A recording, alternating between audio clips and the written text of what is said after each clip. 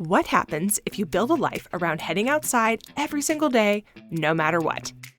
I'm Amy Bouchatz, and this is the Humans Outside Weekly Outdoor Diary, where I share with you my own insights from heading into nature every single day, no matter the weather. This is my real life, including more than my share of fails, as I tackle the Humans Outside 365 Challenge. Are you ready? Let's go. Sometimes you talk to people who help you reframe how you think about different parts of life.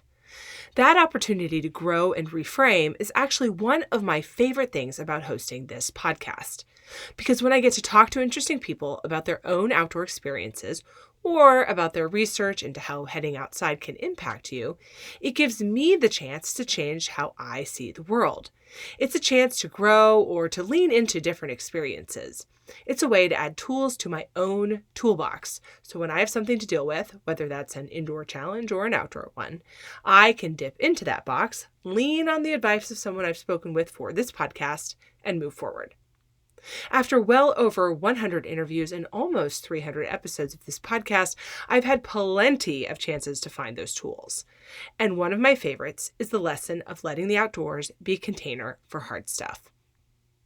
That's something I learned from outdoor-based therapist Judith Thedora way back in season 2 of Humans Outside in the fall of 2020.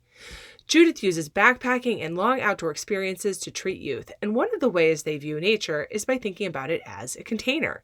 You can bring your hard stuff, your trauma, your challenges, the things that make you angry or mad or sad outside, and you can work through them while you're there by talking or moving. And then you let that space, that nature, be a container for those feelings. You walk away feeling a little lighter because you've left some of the burden of those problems behind you on the mountain or in the trees or by that lake. The problem isn't gone, but it's been worked through in a safe space, the container that is the big outside. I love this. No matter who you are, I guarantee you've got some kind of stuff, some baggage that you're hauling around. And even if all of your life has been easy peasy, you're guaranteed to encounter challenges in the world. That's just being human. And when you have those, you can take them outside to that container, no matter what they are or how big or little they seem. Nature is great for that. Now, I'm not going to claim I have more or less challenges than anyone else. Hopefully, they're different than yours because, whoo-wee, some of these are crazy cakes. But when I do encounter them, I'm always so unbelievably grateful that the outdoors is there waiting for me like the perfect container it is. This past week was one of those crazy ones. I never did finish a to-do list on any single day. It was just that busy. And then something happened at work at the end of the week that sent me into an absolute tailspin.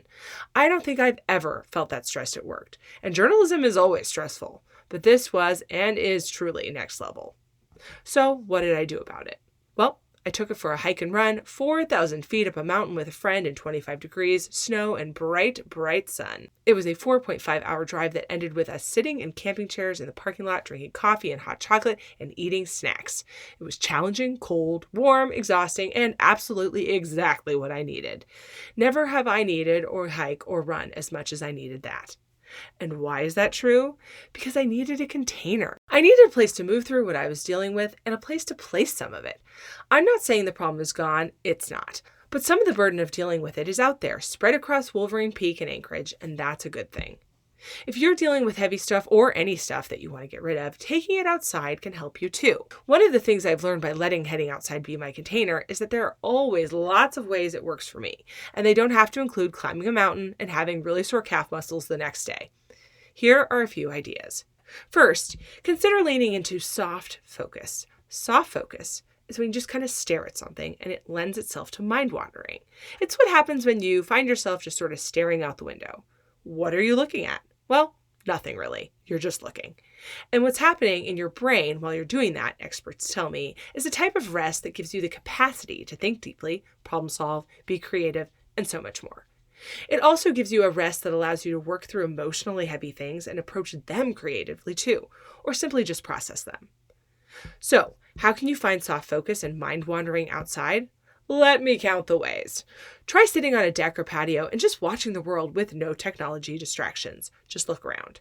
Staring into a fire or watching the soft lapping of a lake or the rolling of waves or water in general is absolutely perfect for this. One of our recent podcast guests, Tova Danovich, joked about chicken TV, where people just watch their chickens in their yard.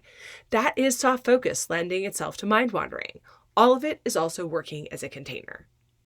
Mind wandering itself is a big key to working through stuff outside, and there's a scientific connection between doing it in a productive way and the simple act of walking. I also find this by going for a run where I don't let my heart rate get too high, and I'm also not really exerting super hard.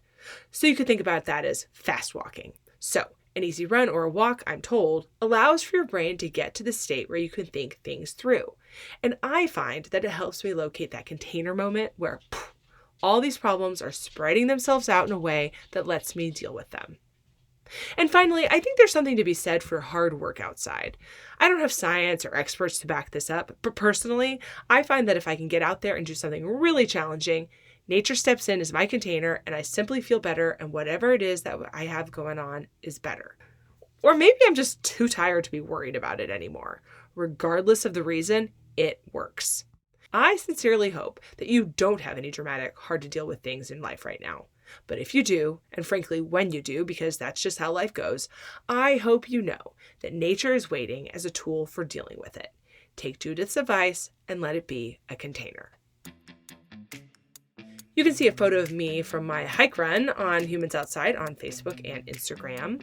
And I want to see your photos too, of course, as always. Tag them with #HumansOutside365. Until next time, we'll see you out there.